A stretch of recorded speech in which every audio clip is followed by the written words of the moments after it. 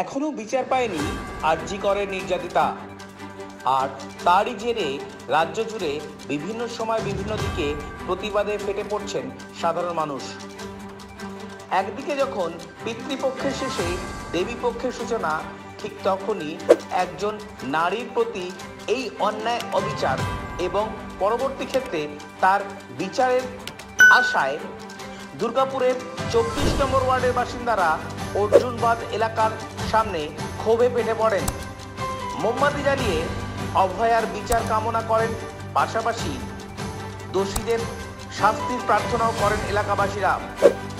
এমনকি আরজি কর মেডিকেল কলেজের প্রাক্তন প্রিন্সিপাল সন্দীপ ঘোষের পিণ্ডিদান করা হয় স্থানীয় অর্জুনবাদ এলাকায়।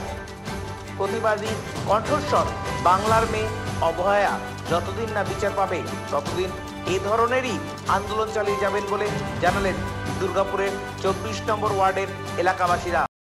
কাল থেকে ভোরে মাতৃপক্ষ শুরু হচ্ছে, তো আমাদের যে বোনটা অভয়া যেভাবে নৃশংসভাবে হত্যা করা হয়েছে এবং চারদিকে মেয়েদেরকে ধর্ষণ করা হচ্ছে, তাই তার প্রতিবাদ জানাতে এবং মা দুর্গার কাছে আমাদের অনুরোধ 4 দিনের জন্য আসছে, যাতে এই অসুরগুলোকে বধ করা যায়। আমাদের বোন, আমাদের মেয়ে, আমাদের ঘরের ভাইজি যেই হোক, যেন তাদের নিরাপত্তাটা বজায় থাকে। প্রশাসন সেদিকে দৃষ্টি আকর্ষণ করবে এবং আমাদের আরজি করের ঘটনার দোষীদের আমরা ফাঁসি চাইছি। এবং সেই জন্য আজকে আমাদের কালকে মহালয়ার আগে আমাদের আজকে এই প্রতিবাদ সভা। এই প্রতিবাদ সভায় আমাদের অভয়ার নামে আমরা স্মৃতির উদ্দেশ্যে, অভয়ার স্মৃতির উদ্দেশ্যে আমরা মোমবাতি জ্বালাবো এবং সঞ্জীব ঘোষ যে মাথা, তার পিণ্ডি দেওয়া হবে। আমাদের বাবা মা মারা গেলে আমরা গয়ায় গিয়ে যেমন পিণ্ডি দিই, সন্দীপ ঘোষের পিণ্ডি আমরা আজকে এই অর্জুনবাদে দেব। কাল ভোরবেলায় যেমন আমরা এখানে বাবা মার 14 পুরুষের পিণ্ডি দেব কালকে ভোরবেলায়, সেরকম আজকে আমরা সন্দীপ ঘোষের পিণ্ডি আমরা এখানে দেব। আপনার নাম? আমার নাম স্বাধীন রায়।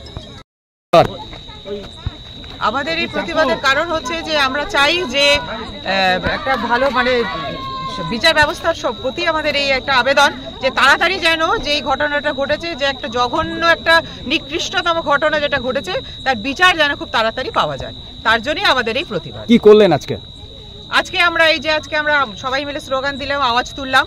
এরপর আমরা সবাই মিলে আজকে একটুখানি অভয়া লিখেছি, আমরা মোমবাতি জ্বালিয়ে সে অভয়াকে নাম লিখে আমরা তার স্মৃতিচারণ করব।